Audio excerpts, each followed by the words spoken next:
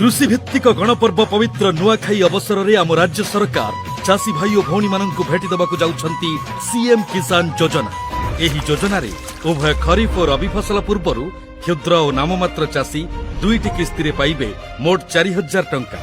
भूमिहीन कृषक परिवार को 3टी किस्ती रे मिलिबो समुदाय 12500 टंका। सीएम किसान योजना रे वर्तमान सुद्धा अंतर्भुक्त होई नथिबा योग्य हिताधिकारी माने आसंता सेप्टेम्बर मास 8 तारिख ठारू निकटस्थ जनसेवा केन्द्र को जाई सीएम किसान पोर्टाल रे पंजीकरण कराई परिबे। अधिक सूचना पाई निकटस्थ कृषि कार्यालय किंबा कृषि समृद्धि हेल्पलाइन नंबर 155333 रे जोगाजोग करंतु। सीएम किसान आनिबो कृषि अभिवृद्धि संगे चाषी परिवारर समृद्धि। समृद्ध कृषक विकसित ओडिशा।